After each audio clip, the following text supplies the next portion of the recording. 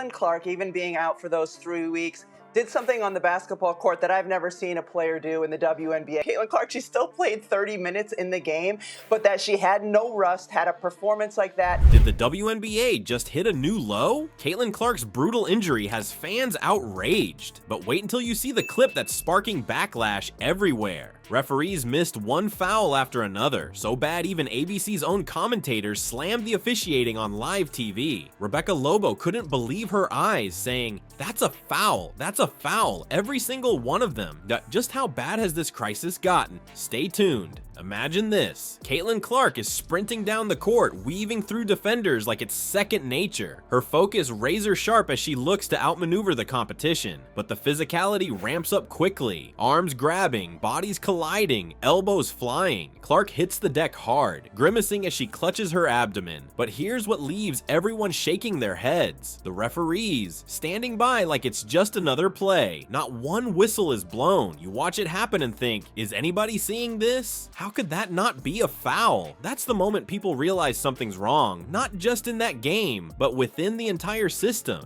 The turning point in this growing conversation happened during an ABC broadcast that's now making waves online. Caitlin Clark seems to have re-injured her groin. So as you guys can see here, she is dribbling down, she plants her foot, she passes the ball to Kelsey Mitchell on the back door, and then when she is running back on the other end of the court, it seems like she's grabbing her groin area.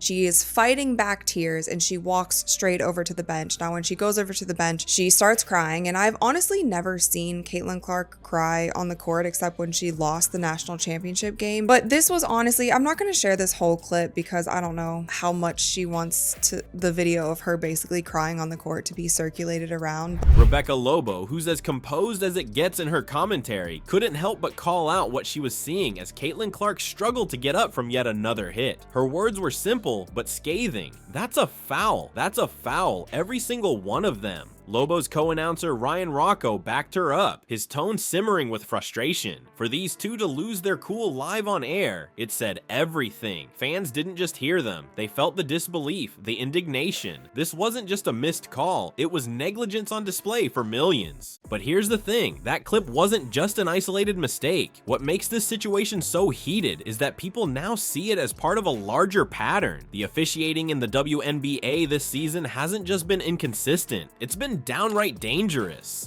Caitlin Clark isn't the first star to get battered on the floor without the refs doing their jobs. Angel Reese, another standout player, is currently sidelined with injuries after taking one too many hard hits that could have been avoided. You know, the great thing for Caitlin is I guarantee she will be back and she'll come back bigger and stronger.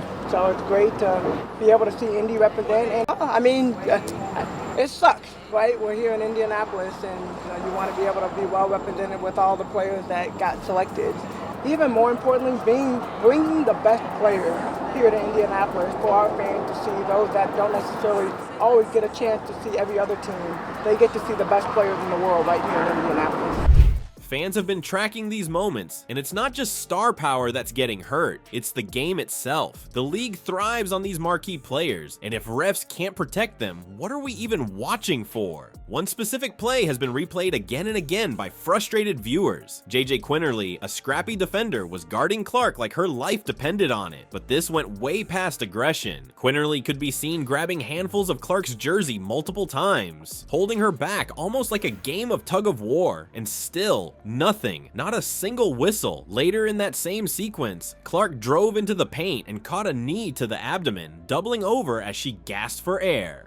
The officials, completely silent. Watching that clip, you can practically feel the collective outrage. If someone can take that much punishment and still not warrant a call, where's the line? When does a no call turn into enabling dangerous play? And here's where it gets even more serious. It was honestly just so heartbreaking to see because in that moment, she just looked so defeated. And Caitlin Clark is somebody, you know, she hides it really well, and I don't know if hiding it or she handles it is probably the right thing to say. She's never battled injuries in college. She has always been something who has been a very healthy player, and this year it has been quad injury and then another quad injury and then a groin injury and now what seems to be another groin injury. She handles the pressure, she handles all of the media spotlight, the attention, the expectations of how she performs on the court, the expectations of the ratings for her games. Numbers don't lie, and the stats paint a grim picture for player safety in the WNBA. So far this season, brace yourself, there have been 141 reported injuries. That's already staggering, but it's the nature of these injuries that really raises eyebrows. Head and neck injuries have been climbing at an unsettling rate, especially over the past 2.5 seasons. This isn't just bad luck, it's systemic. When referees routinely let rough play slide, the boundary between competitiveness and recklessness disappears, and players pay the price. You can't help but ask, how long until we see a career-ending injury that could have been prevented with basic, competent officiating? Even major news outlets have started picking up the story. The Washington Post recently ran a blistering piece about the state of officiating in the WNBA, and one line from it is sticking with fans. At this rate, they may as well change the league's logo to a bruise.